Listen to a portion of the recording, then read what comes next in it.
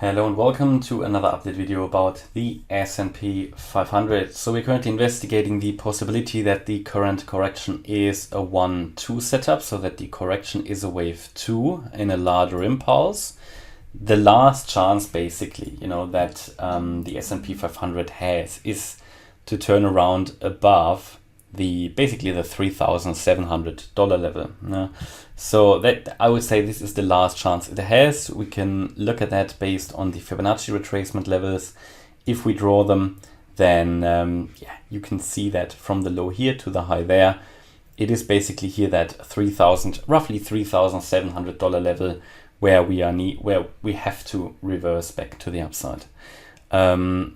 Surely we could drop to 3,694. We've got a bit of support there, but overall it is that 88.7% Fib level. Better would be the 3,790 level, which is the 78.6% Fib level. I don't think this is going to hold.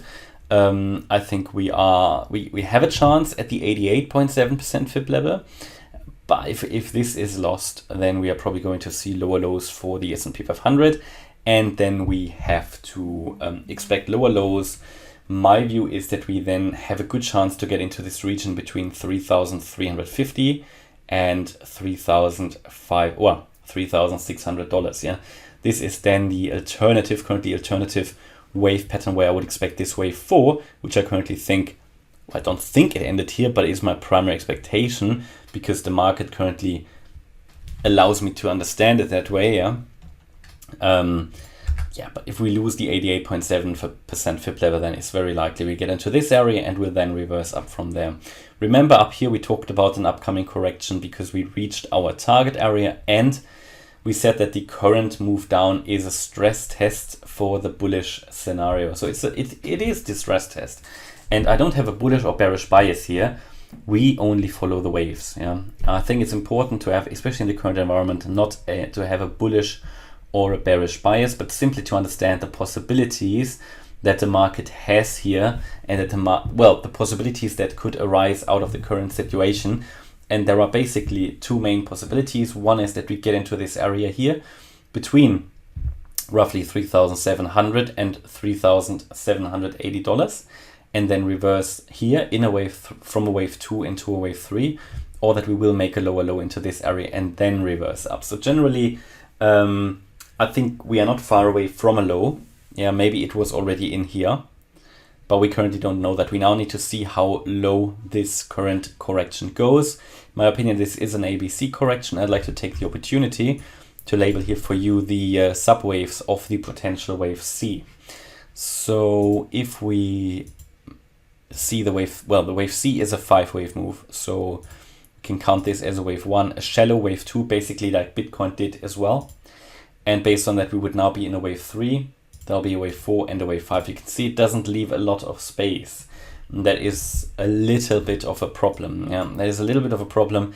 The wave C doesn't really have a lot of space anymore. I mean, one key target or one way of measuring that is to measure the length of the wave A and then to look at the length of the wave C in the same way. So saying that wave A and wave C often have the same length. Now in here you can see a key level is the $3,730 level, plus minus a few dollars. That doesn't really matter, prices are too dynamic, but this would be basically a key level. The length of the wave A and the length of the wave C, they are usually at least in a certain proportion to each other. So oftentimes they have the same length. And that is basically the last chance we have here to reverse to the upside before we will make lower lows. Had a comment earlier where someone said, it's crazy that I'm bullish in a bear market. Well, I have to say two things for that.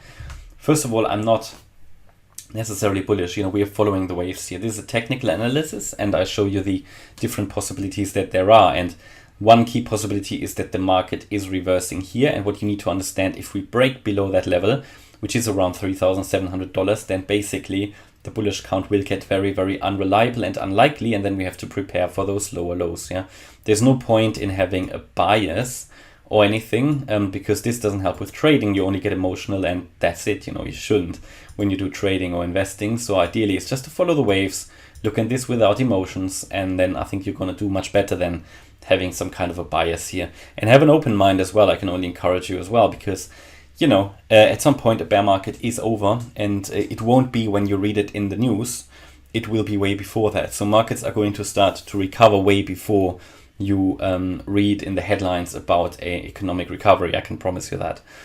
Okay, and that is currently my update about the S&P 500. So hopefully you liked the update.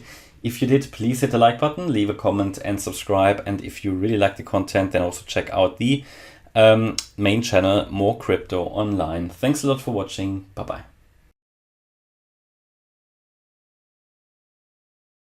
bye.